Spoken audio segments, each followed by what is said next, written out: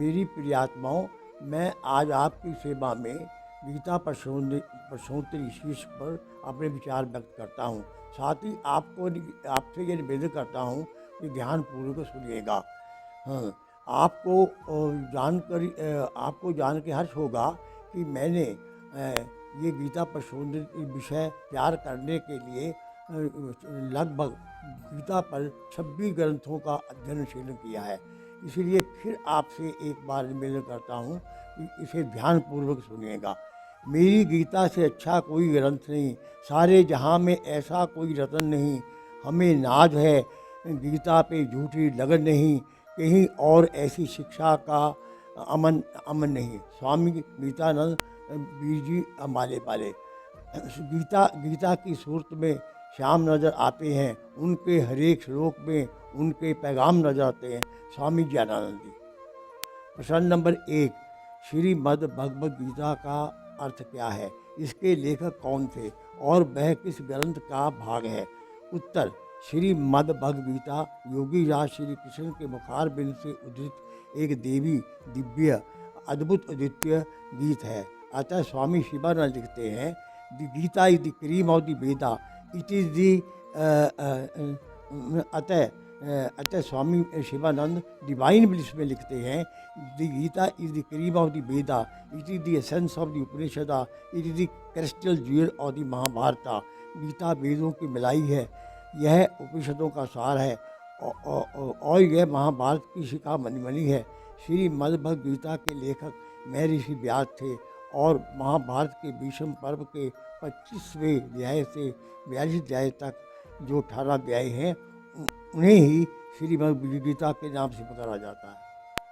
प्रश्न नंबर 2, गीता में कितने श्लोक हैं और किस किस पात्र ने कितने श्लोक बोले हैं? उत्तर, गीता में 700 श्लोक हैं और जो कि विभिन्न पात्रों ने इस प्रकार बोले हैं। नंबर 1, धृतराष्ट्र 1, संजय 43.5, अर्जुन 83.5 और श्री कृष्ण 574, कुल जोड़ 700 श्लोक। प्रश्न नंबर 3, प्रश्न नंबर 3, गीता पर प्रथम भाष्य किसने लिखा था? इस पर सबसे अधिक भाष्य क्यों लिखे गए? उत्तर, आदि शंकराचार्य ने गीता पर प्रथम भाष्य लिखा था और इसके गुणों एवं महत्ता के कारण ही इस पर सबसे अधिक भाष्य लिखे गए। प्रश्न नंबर 4, गीता का सबसे छोटा और सबसे बड़ा अध्याय कौन सा है? उत्तर, गीता का 12वां और 15वां अध्याय सबसे छोटे हैं, इनमें केवल 20-20 श्लोक हैं और सबसे बड़ा अध्याय 18वां अध्याय है और इसमें 78 श्लोक हैं। प्रश्न नंबर 5, गीता में श्री कृष्ण द्वारा प्रयुक्त मैं, मेरा, मुझे आदि सर्वनामों के क्या अर्थ है?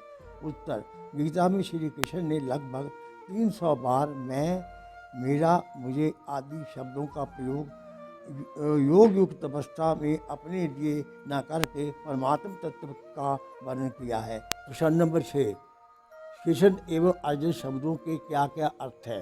उत्तर, आकर्षक और शुद्ध। प्रश्न नंबर 7, गीता में कौन कौन से अध्याय प्रक्षिप्त या बनावटी हैं?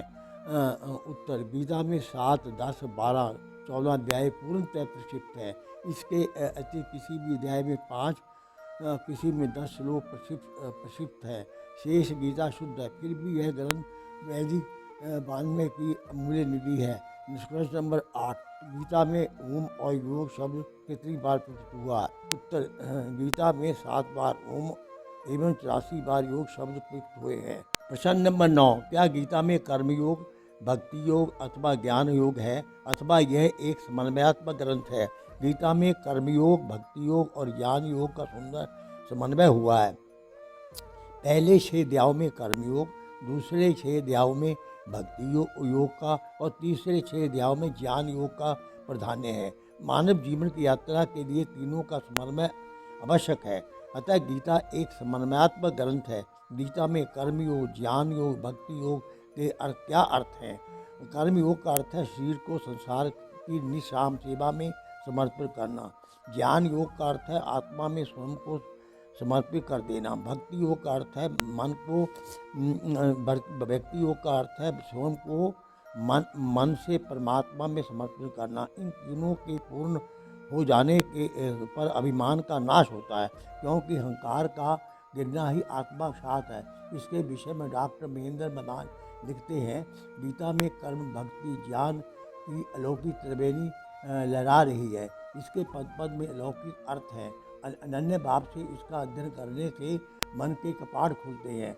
कर्म, ज्ञान और योग का जो फल शास्त्रों में बताया गया है, वह सब बिना मांगे ही भक्ति से प्राप्त हो जाता है। वस्तुतः कर्म के बिना ज्ञान असंभव है, बिना ज्ञान के भक्ति अधूरी है, बिना भक्ति के ज्ञान लंगड़ा है। ये तीनों एक दूसरे के पूरक है। अतः जीवन में सफलता प्राप्ति के लिए तीनों का सुंदर समन्वय आवश्यक है।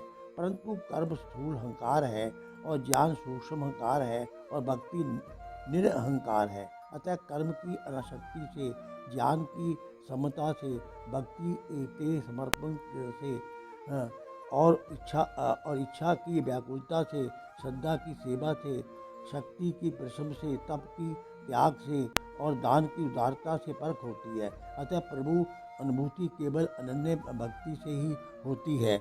अतः एक हिंदी कवि ने कितना सुंदर लिखा है, प्रभु का यह अनमोल वरदान गीता, मुर्दे में भी डालती है जान गीता, निराशा चहु ओर से घेरे, जब तो बनती है होठों की मुस्कान गीता। प्रसन्न बरदास, प्रस्थान तेई का अर्थ स्पष्ट करते हुए प्रस्थान तेई में कौन कौन से ग्रंथ आते हैं? प्रस्थान शब्द का अर्थ है उत्तर। प्रस्थान शब्द का अर्थ है किसी उद्देश्य की प्राप्ति के लिए प्रयत्न करना। आध्यात्मिक जगत में व्यक्ति का मुख्य उद्देश्य आत्मा परमात्मा की प्राप्ति या अनुभूति करना माना गया है। इस महान कार्य की पूर्ति के लिए 3 ग्रंथ माने गए हैं। नंबर 1 उपनिषद, नंबर 2 वेदांत दर्शन, नंबर 3 गीता। इसके विरुद्ध आर्य समाजों की प्रस्थानत्रयी के भी 3 ग्रंथ माने गए हैं। नंबर 1 सत्यार प्रकाश, नंबर 2 ऋग्वेद भाषा भूमिका, नंबर 3 संस्कार विधि। प्रश्न नंबर 11, वह कौन सा मंत्र है जिस पर सारी गीता आधारित है? उत्तर, यजुर्वेद के 40वीं अध्याय का दूसरे मंत्र पर सारी गीता आधारित है। जैसे कुर्वन्वेह कर्माणि जिजीविषे सतम समा एवं त्वय नान्यथेषु अस्ति ना कर्म लिप्त नरे। इस संसार में निष्काम कर्मों के करते हुए भी मनुष्य को 100 वर्ष तक जीने की इच्छा करनी चाहिए। यही एक साधन है जिसके द्वारा तुझ मनुष्य में कर्म लिप्त नहीं होंगे। इससे और कोई उपाय नहीं है। प्रश्न नंबर 12, गीता का अपना ही गढ़ा हुआ शब्द कौन सा है और इस शब्द का अर्थ विस्तार से बताइए। उत्तर, कर्मयोग, निष्काम कर्म शब्द गीता का अपना गढ़ा हुआ है। मनुष्य की वृत्तियाँ त्रिगुणात्मक होती हैं। उसके आधार पर उसका चिंतन भी 3 प्रकार का होता है। नंबर 1, तमोगुणी मनुष्य का चिंतन होगा कि फल मिलेगा तो कर्म करूँगा, यदि फल नहीं मिलेगा तो कर्म नहीं करूँगा। प्रश्न नंबर 2, रजोगुणी मनुष्य का चिंतन होगा कि कर्म तो करूँगा किंतु इसका फल अवश्य मिलना चाहिए, जो कि उसके हाथ में नहीं है। नंबर 3, सतोगुणी मनुष्य का विचार होता है कि कर्म करूँगा परंतु फल परमेश्वर की व्याप्यता के अनुसार जो भी मिलेगा उसे स्वीकार करेगा। यही कर्मयोग है। इसके विषय में स्वामी विवेकानंद लिखते हैं, गीता का केंद्रीय भाव है कि निरंतर कर्म करते रहो परंतु उसमें आसक्त मत रहो। प्रश्न नंबर 13, गीता के अनुसार स्थित प्रज्ञ व्यक्ति के क्या लक्षण हैं? उत्तर, स्थित प्रज्ञ व्यक्ति अपनी सारी इच्छाओं का त्याग कर देता है और बाहर के विषयों पर आश्रित न रहकर स्वयं में संतुष्ट रहने लगता है। प्रश्न नंबर 14, ब्रह्मी स्थिति का क्या अर्थ है? जो व्यक्ति वित्तेषणा एवं लोकेशना पर विजय प्राप्त कर लेता है वह ब्रह्म स्थिति को प्राप्त हो जाता है। प्रश्न नंबर 15, राग व द्वेष क्या है? उत्तर, मनुष्य की आँखों का रूप है जो उस रूप से राग हो जाता है और रूप से द्वेष, कानों के अच्छा एवं सुरीले शब्दों से राग हो जाता है और कटु शब्दों से द्वेष।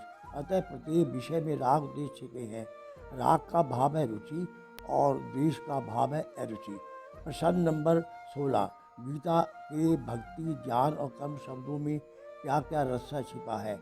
उत्तर, कर्म माइनस अहंकार इज इक्वल टू है भक्ति, कर्म प्लस अहंकार इज इक्वल टू ज्ञान, ज्ञान प्लस भक्ति जो कर्म।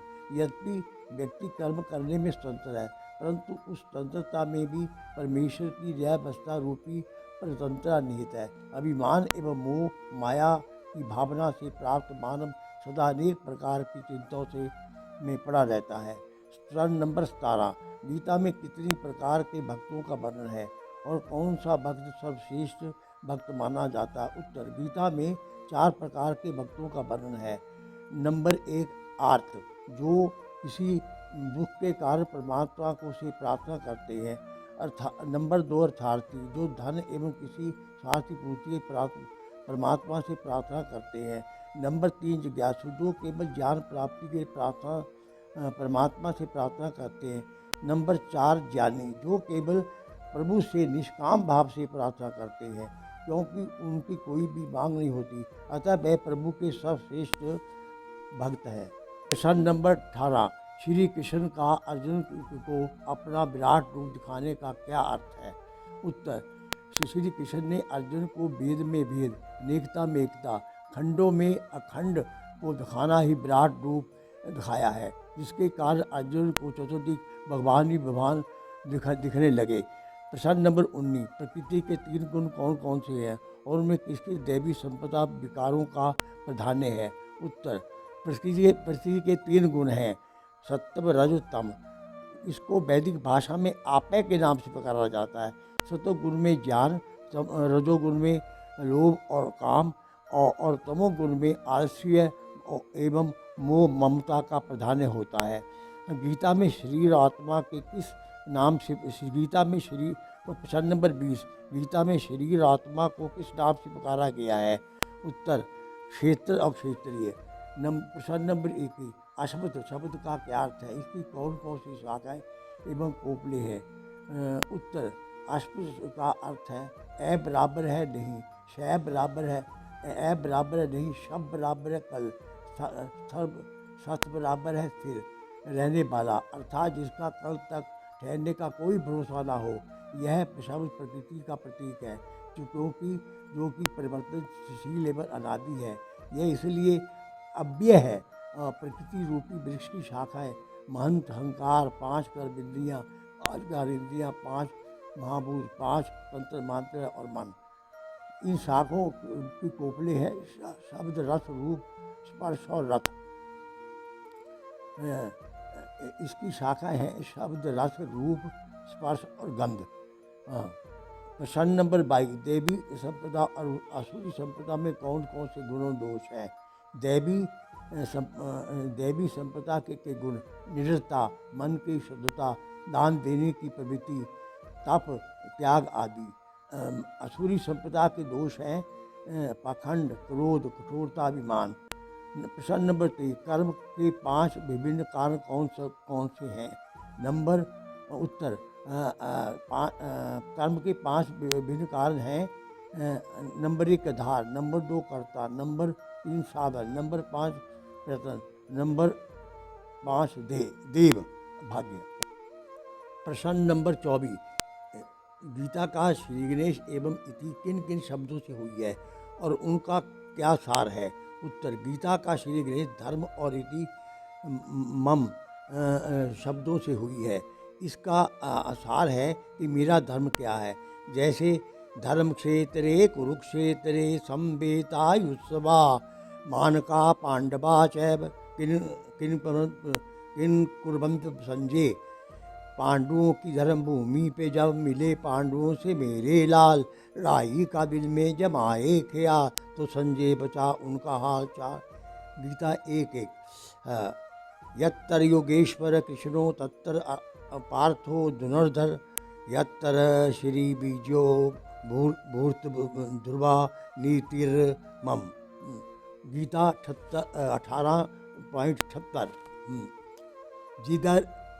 जिधर है कृष्ण मेहरबान, योगेश्वर खुद जहाँ, जिधर है साबे कामा, वो अर्जुन जैसा पहलवान, वही है शाद कामियाँ, वही है खुश इंतजामियाँ, वही है काम रानियाँ, वही है शाद मानियाँ। अतः श्री कृष्ण अर्जुन को उपदेश देते हैं, सर्वभूते हित रता। गीता 5:25 और 12:4। सब प्राणियों के हित में लगे रहिए। इसलिए गीता एक व्यवहारिक, वैज्ञानिक एवं वैचारिक ग्रंथ है। अतः स्वामी विवेकानंद लिखते हैं, this great poem is hold to be the crown of jewel of all Indian literature. It is a kind of commentary on the Veda, volume 8, page 8. यह महान काव्य समूचे भारतीय साहित्य की मुकुट बनी है और वेदों के भाष्य की शाखा है।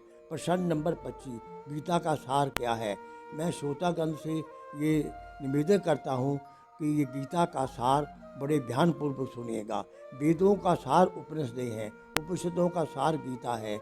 गीता का सार गीता के 18वें अध्याय का 66वां श्लोक है और इस श्लोक का सार शरणागति है। सब धर्मों को छोड़कर मेरी तरह परमात्मा की शरण में आ जा।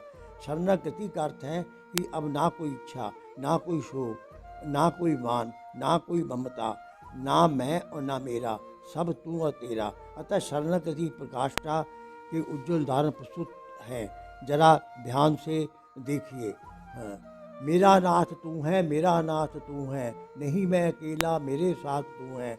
मेरा इष्ट तू है, मैं तेरा पुजारी, मेरा खेल है तू, मैं तेरा खिलाड़ी। ये मेरी अर्जी है, मैं वो बन जाऊं जो तेरी मर्जी है। अंत उपलिखित विवेचन विश्लेषण से यह निष्कर्ष एवं निचोड़ निकलता है कि गीता एक महान धार्मिक ग्रंथ है। इस कारण से संसार के लेखकों ने सबसे अधिक भाष्य लिखे हैं। अनेक भाषाओं में इसका अनुवाद हो चुका है। संसार के पुस्तकालय में गीता ही एकमात्र ऐसा ग्रंथ है जिसकी प्रतिवर्ष जयंती मनाई जाती है। आधुनिक परिप्रेक्ष्य में इसका ज्ञान मानवता के लिए अत्यंत उपयोगी है। हमारे राष्ट्र के विभिन्न न्यायालयों में भी गीता पर हाथ रखकर सच बोलने की कसम खिलाई जाती है।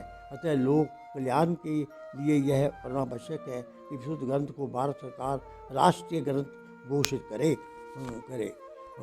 अतः इसलिए इस एक कवि ने लिखा है, रे मन कर ले गीता पाठ, यही तेरे काम आएगा।